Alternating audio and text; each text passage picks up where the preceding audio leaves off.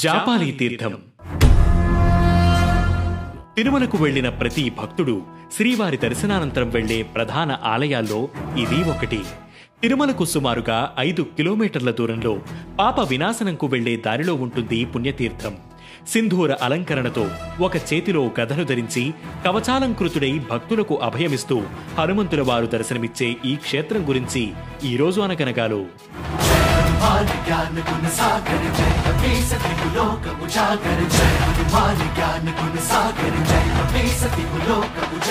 జాపాలికి వెళ్లిన ప్రతి ఒక్కరూ కొత్త అనుభూతిని పొందుతారు. దట్టమైన అడవిలో ఏపుగా పెరిగిన వృక్ష సంపద మధ్యలో ఒక్కో మెట్టు ఎక్కుతూ వెళ్లి అంజనీపుత్రుణ్ణి దర్శించుకుంటే వెళ్లామన్న అలసట కూడా తెలియదు. మామిడి చెట్లు, రావి చెట్ల మధ్యలో ఉండే జాపాలి ఆలయాన్ని చూస్తుంటే అక్కడే మనం కూడా ఉండిపోతే ఎంత బావుంటుందో కదా అనే అనుభూతి కలుగుతుంది.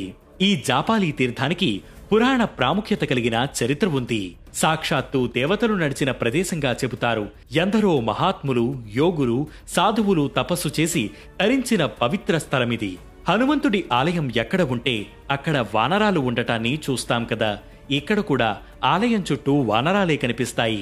జాపాలి స్థల పురాణం. 3,000,000 దేవతల ప్రార్థనలతో శ్రీ మహావిష్ణువు రాముని అవతారమెత్తగా రుద్రుడు అంటే శివుడు శ్రీరాముడికి దూతగా వానర రూపాన్ని దాల్చాలని నిశ్చయించుకున్నాడు. ఈ విషయం తెలిసిన జాబాలి అనే మహర్షి శివుడు హనుమంతుడి అవతారం దాల్చడానికి ముందే ఆ రూపాన్ని ప్రసన్నం చేసుకోవాలని ఎన్నో ప్రదేశాల్లో తపస్సు చేశారు. చివరికి వెంకటాచల క్షేత్రంలో జప హోమాన్ని చేశారు. దీంతో శివుడు అతని భక్తికి మెచ్చి సింధూర కవచం లేని హనుమంతుడి రూపాన్ని స్వయంభూగా వెలిసి చూపించాడు. జపం వల్ల హనుమంతుడు స్వయంభూగా వెలిశారు కాబట్టి ఈ స్థలం జాపాలి అయ్యింది. హనుమంతుడి కోసం తల్లి అంజనాదేవి తపస్సు చేసిన పవిత్ర ప్రదేశం కూడా జాపాలీనే. ఇక్కడికి అతి సమీపంలో ఉన్న ఆకాశగంగలో అంజనాదేవి 12 సంవత్సరాలు తపం ఆచరించి ఆంజనేయుడి అవతారంకు సంకల్పించింది. ఆమె తపస్సుకు మెచ్చి వాయుదేవుడు ఫలమివ్వగా ఆ ఫలాన్ని తిన్న అంజనాదేవి గర్భం దాల్చి ఆంజనేయుడికి జన్మనిచ్చింది. అలా ఆ జాపాలి క్షేత్రాన్ని ఆంజనేయ జన్మస్థలంగా కూడా చెబుతారు.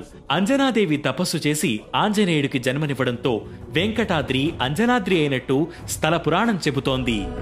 అంజనాద్రిపై సంతతి కొరకై అహోరాత్రములు తపస్సు చేసే కేసరి కేసరి కుల సతి కడుపు పట్టగా జనించినాడు అసమాన బలోధతుడు సంయుతుడు అంజనాసుతుడు.